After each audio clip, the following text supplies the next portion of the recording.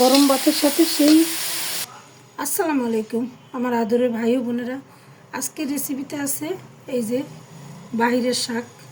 এটি মূলত পান্তা শাক নামে পরিচিত, বেশি একটা অ্যাভেলেবেল না, খুবই কম পাওয়া যায়। এই যে এত সুন্দর শাকটি, একদম সফট মোলায়েম ভাজি করবো আজকে, সাথেই থাকো। এই যে এইভাবে চিকন করে কাটতে নিছি। মাছ দিয়েও রান্না করা যায়, যে কোনো মাছ দিয়ে।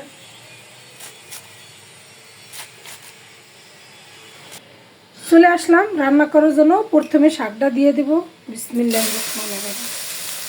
শাকটা একটু বাদ দিয়ে নিব, তারপরে বাগার দিব। লবণ দিয়ে দিলাম, কাঁচামরিচ,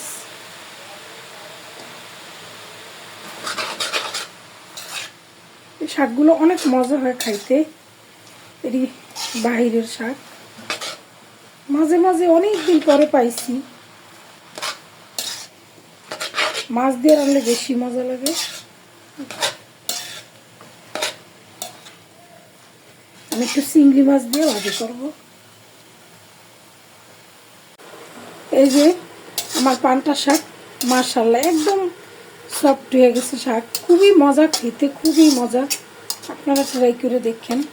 আমি এখন বাগার দিয়ে দেব, তেল দিয়ে দেব, বেশ পরিমাণে পেঁয়াজ রসুন,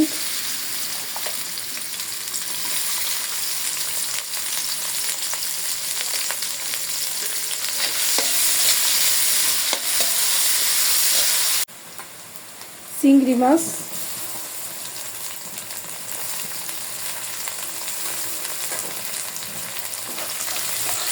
নদীর ছোটো চিংড়ি মাছ, একটু সামান্য হলুদ দিয়ে দেব।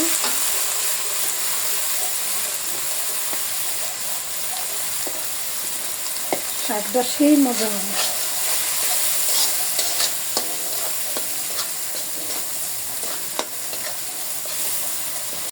এই যে চিংড়ি মাছগুলা পেঁয়াজ রসুন একসাথে পারফেক্টলি ভাবে ভাজি করছি, এখন আমি শাক দিয়ে দেব।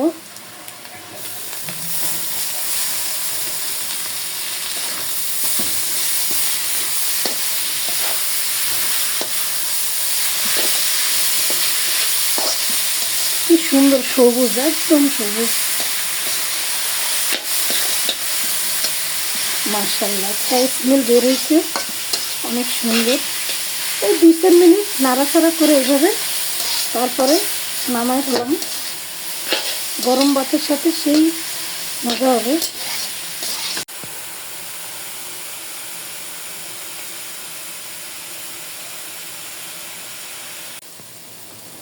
এই যে আমার ইয়ামি শাক ভাজিটা হয়ে গেছে, এখন আমি নামাই নিব, আর রান্না করব না। একদম পারফেক্টলিভাবে হয়ে গেছে, মাশাআল্লাহ কতটা সুন্দর। আপনারা যে যেখানে আছেন সকলে ভালো থাকেন, আল্লাহ আপনাদের সকলকে ভালো রাখুক, সবসময় দোয়া করি। আল্লাহ হাফেজ।